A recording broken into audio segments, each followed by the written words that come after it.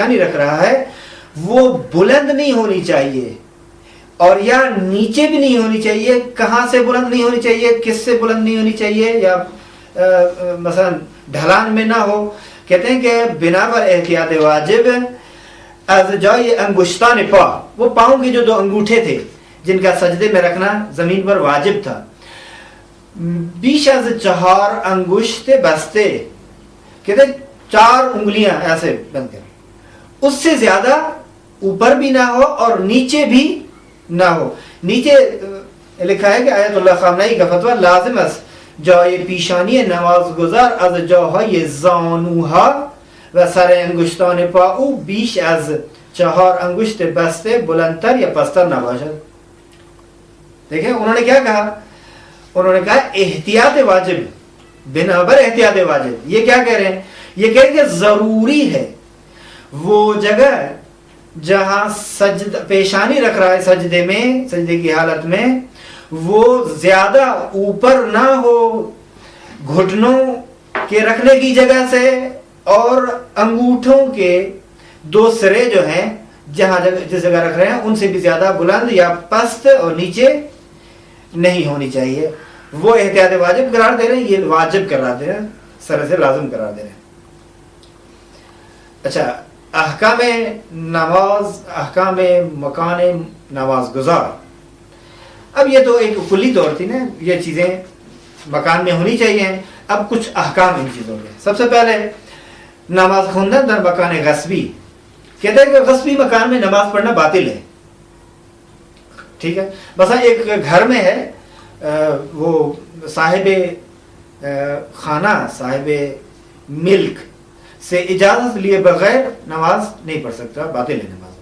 مگر یہ کہ اجازت ایسی کلی ہو کہ تمام چیزیں وہ شامل ہو, پھر مشکل نہیں ہے.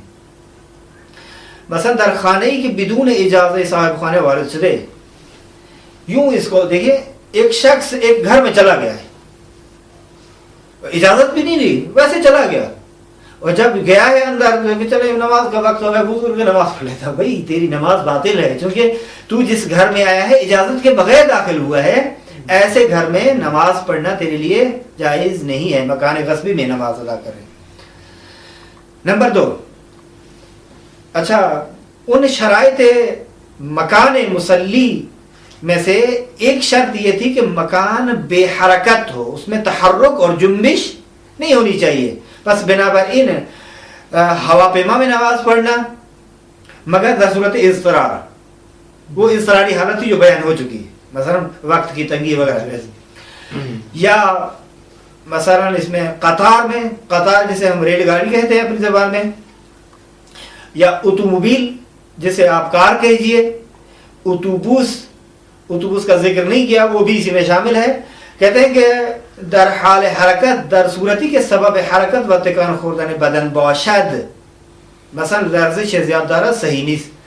اور یہ ہوا پیما میں, مثلا اس میں فلائٹ میں, یا وہ کشتی یا ٹرین, اتوبوس, اتوموبیل, بس اور کار وغیرہ جب چل رہی ہوں, ایک مرتبہ پلیٹ فارم پہ گاڑی کھڑی ہوئی ہے تو مشکل نہیں ہے, ٹھیک ہے, جب حرکت کر رہی ہو, چل رہی ہو, اور یہ حرکت خود بدن کے حرکت اور لرزش کا سبب بنے, اور مثلا لرزش بہت زیادہ ہے, تو اس صورت میں نماز صحیح نہیں. ولی اگر انسان مجبور ہو, ناچار ہو, جسے ہم اپنی زبان میں لاچار کہتے ہیں, لاچار ہو, مضطر ہو کہ اسی حال میں نماز پڑھے, مثلا اگر صبر کرے تو توقف اور اس کے وقت, مثلا جہاں ریل گاڑی نے ٹھہرنا ہے, اسٹاپ ہے اس کا, تو نماز قضا ہو جائے گی. فرض کریں ایک اسٹاپ سے چلی ہے دوسرے اسٹاپ, جب تک وہ ٹھہرے گی نماز قضا ہو جائے گی. تو اب کیا کرنا چاہیے اس کو, کہتے ہیں کہ اسی حال میں نماز پڑھے, لیکن دوسری جو شرائط ہیں جہاں تک اس کا خیال رکھ سکتا ہے, اس کی رعایت کر سکتا ہے, مراعات کر سکتا ہے, اس پر عمل کرے اور نماز پڑھے.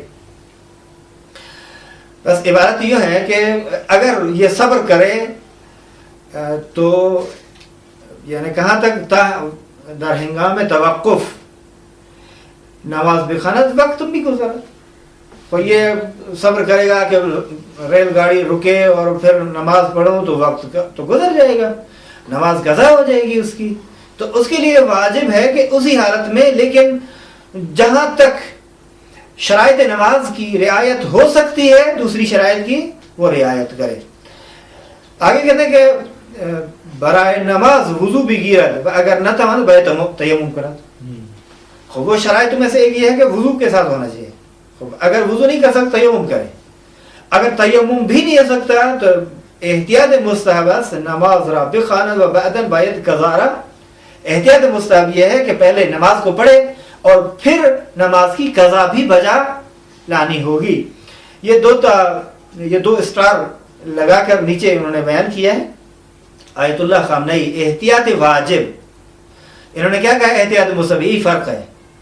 یہ غور سے دیکھیے گا، ممکن ہے کہ سوال میں اسی طرح مطرح کریں کہ مثلا رہبر معظم کی نظر میں اس صورت میں کیا ہے، تو آپ یہی کہیں کہ احتیاط واجب ہے کہ اسی حال میں نماز پڑھے بغیر وضو کے اور پھر قضا بھی اس کی بجا لائے. آگے کہتے ہیں کہ اگر وہ میتواند باید نماز را ایستاده بخواند، اگر نه باید در حال نشسته نماز بخواند. مثلا ایک شخص ٹھہر کر نماز پڑھ سکتا ہے، کھڑے ہو کر نماز ادا کر سکتا ہے، تو واجب ہے کہ کھڑے ہو کر نماز پڑھے. اگر طاقت نہیں ہے، کھڑے ہو کر نماز پڑھنے میں مشکل ہے اس کے لیے یا نہیں پڑھ سکتا کسی بھی وجہ سے، تو اس صورت میں اسے بیٹھ کر نماز ادا کرنی ہوگی. آگے کہہ رہے ہیں کہ قبلے کی جہت کا بھی رعایت یہ کہاں قطار وغیرہ میں کھڑے ہو کر پڑھے. اگر کھڑے ہو ظاہر ہے پھر گر جائے گا یہ ادھر، تو اس صورت میں بیٹھ کر نماز پڑھے. قطار سے مراد وہی ریل گاڑی ہے. کہتے ہیں کہ اب وہ گاڑی جب چل رہی ہے تو یہ بھی خیال رکھنا چاہیے کہ قبلہ کس طرف ہے، قبلے کا خیال رکھنا. پس اگر آن وسیلے بطرف دیگر بگردد نماز گزار نیز باید بطرف قبلے پر. مثلا فرض ہے ٹرین ایسے مڑ رہی ہے، وہ قبلے کے رخ سے، اب وہ پہلے دوسری طرف اب قبلے کی رخ، تو اس کو چاہیے اسی طرف مڑ جائے. اچھا دوسرا سجدہ بر کاغذ نیز صحیح ہے. کہتے ہیں سجدہ یہ اس صورت میں جب مہر یا کوئی بھی مٹی یا کوئی پتھر سجدے کے لیے نہ ملے. بعض اوقات ہوتا ہے کہ آپ جاتے ہیں مثلا ایک مسجد میں، وہاں مثلا مہر کی کمی ہوتی ہے، سجدے گاہ کی کمی ہوتی ہے، خاک بھی نہیں ہوتی، کوئی پتھر وغیرہ بھی نہیں ہوتا جس پہ سجدہ کریں. تو کہتے ہیں کہ اگر کاغذ ہے، چونکہ معمولاً طلاب اور علماء کی جیب میں کاغذ ہوتا ہے جس پہ وہ قلم کے ساتھ لکھتے رہتے ہیں کچھ چیزیں، اور ہونا بھی یہی چاہیے کہ ایک طالب علم کے لیے شایع نشان یہ ہے کہ جب بھی جائے کاغذ اور قلم اس کے ساتھ ہونا چاہیے. اچھا آگے ایک دوسری شرط بیان کریں کہ اگر برخی از شرائط نماز را نتواند مراعات کنند باید به هر نحو که میتواند نماز را بخواند. کہتے اگر وہ تو مسئلہ تھا بے حرکت ہونے کا، یہ مسئلہ ہے دوسری شرائط کے. ان دوسری شرائط میں اگر کچھ چیزوں کی رعایت نہیں کر سکتا، یعنی ممکن نہیں ہے اس کے لیے، تو مثلا قبلے کی طرف، اور یہ ممکن نہیں ہے اس کے لیے، تو کہتے ہیں کہ جتنا ہو سکتا ہے جیسے ہو سکتا ہے نماز ادا کرے. نمبر 3 احکام میں سے تیسرا حکم یہ ہے کہ یکی دیگر از شرائط مکان نماز گزار مباح بودن یانس. ان شرائط میں ایک یہ ہے کہ نمازی کا مکان مباح ہونا چاہیے. یہ اس صورت میں ہے کہ جب انسان اس غصبی مکان کو جانتا ہے کہ غصبی، یعنی غصبی مکان کے غصبی ہونے سے واقف ہے، علم رکھتا ہے اور یہ جانتے ہوئے نماز پڑھ رہا ہے، بس وہ مقامات جہاں نہیں جانتا کہ یہ غصبی ہے یا نہیں ہے، ان جگہوں پر ان مقامات پر نماز پڑھنا کوئی پرابلم اور مشکل ایجاد نہیں کر رہا. چوتھا حکم یہ ہے کہ وہ مقام جہاں نہیں جانتا کہ غصبی ہے نماز پڑھے اور بعد میں یہ سمجھ جائے کہ یہ جگہ غصبی تھی تو اس کی نماز صحیح ہے. پانچواں مسئلہ یہ ہے کہ اگر انسان مجبور ہو جائے کہ غصبی نماز میں نماز پڑھے تو نماز پڑھ سکتا ہے. یعنی حالت اضطرار میں غصبی جگہ پر بھی اگر نماز پڑھنی پڑ جائے تو نماز پڑھے. 6 نمبر پہ انسان کو ادب کی رعایت کرنی چاہیے اور پیغمبر اور ائمہ معصومین علیہ السلام کے قبر کے آگے ہو کر اسے نماز ادا نہیں کرنی چاہیے.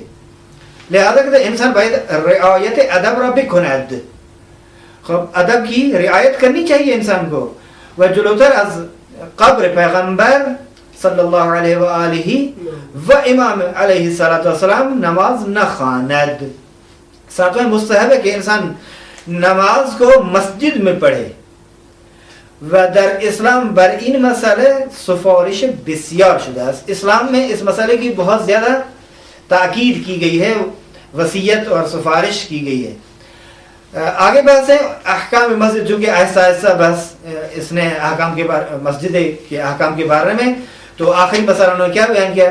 مستحب ہے کہ نماز انسان مسجد میں ہی ادا کرے. اب یہاں سے مسجد کیا ہے, مسجد کے احکام کیوں ہیں. سب سے پہلے ایک جملہ وغیرہ ہے کہ مسجد پائیگاہ پیوند انسان با خدا و مرکز ارتباط انسان ہے, یہ مومن ہے. بہت اچھا جملہ ہے یہ. دیکھیے مسجد اللہ کے ساتھ انسان کے رابطے اور ارتباط کے لیے مرکزی جگہ ہے اور پائیگاہ ہے اور ایک مورچہ مانند ہے. وہ مرکز ارتباط انسان مومن ہے اور خود مومنین کا آپس میں ارتباط کا مرکز بھی رابطے کا. ظاہر ہے مسجد میں جائیں گے, دوسرے مومن بھی آتے ہیں, ایک دوسرے سے سلام دعا ہوگی, جان پہچان ہوگی اور ایک دوسرے کے مسائل سے آگاہ ہوں گے اور پریشانیاں بھی اسی وجہ سے دور ہو جائیں گی. اور البتہ مسجد میں اس نیت سے نہ جائے کہ میں مثلا وہاں سے کچھ مانگ کے, نہیں, اس نیت سے نماز شاید بہتر نہ ہو. اب یہ کہ مسجد سازی, خود جو مسجد بنا رہا ہے اس کے لیے کیا کہتے ہیں کہ ظاہر ہے جب جو شخص مسجد بنا رہا ہے اس کے لیے کہ مسجد بنانے میں قصد قربت ہونی چاہیے, نیت. اگر زمینی رہا, پہلا مسئلہ یہ بیان کریں کہ اگر ایک زمین کو قصد قربت سے نیت مسجد بنانے کی اور حد اقل ایک شخص یا به اجازه بانی در آن نماز بخواند مسجد می شود. مسجد کا معیار کیا ہے؟ کہتا ہے مسجد کا معیار یہ ہے کہ ایک شخص قصد قربت کے ساتھ مسجد ہونے کی نیت سے ایک جگہ کو بناتا ہے, عمارت کھڑی کرتا ہے, اور کم از کم ایک شخص اس میں نماز پڑھتا ہے, یعنی اجازت دیتا ہے اور اس اجازت کے ساتھ اس میں نماز پڑھتا ہے, تو اس کا نام ہے مسجد. وباید احکام مسجد در مورد آن مراعات شد. تمام تر مسجد کے احکامات میں, لیکن وہ نماز خانے کے بارے میں حکم بیان کر چکے ہیں کہ ان کا عنوان اور ان پر جو مسئلہ صدق کرے گا وہ مسجد نہیں ہے, بلکہ ان کو ہم ایک مکان کہیں گے نماز کے لیے. یہ نیت ضروری ہے. نیت مسجد کے ساتھ ایک جگہ کو مسجد کے لیے وقف کرتا ہے اور عمارت بناتا ہے اور ایک شخص نماز پڑھتا ہے تو مسجد ہو جائے گی. اچھا, اس میں البتہ دوسری بھی چیزیں ہو سکتی ہیں جن کو انہوں نے بیان نہیں کیا. مثلا ایک شخص صرف اس نیت سے, مسجد کی نیت سے اس کو وقف کر دیتا ہے. یہ مسجد, یہ زمین مسجد کی ہے, وہ عنوان مسجد. کیا عمارت سے پہلے بھی مسجد کا حکم رکھتی ہے یا نہیں؟ اور مثلا ایسی حالت میں ایک شخص نماز پڑھ لیتا ہے, یہ جگہ میں نے معین کی, آقا یہ جگہ مسجد کے لیے ہے, میں وہاں نماز بھی پڑھ رہا ہوں, کیا یہ مسجد ہو جائے گی یا نہیں؟ مسجد عمارت کھڑی کرنے کی نیت سے, ظاہراً اس کی عبارت یہی بیان کر رہی ہے کہ عمارت دیکھیے اگر زمینی را بقصد قربت به نیت مسجد بودن بسازند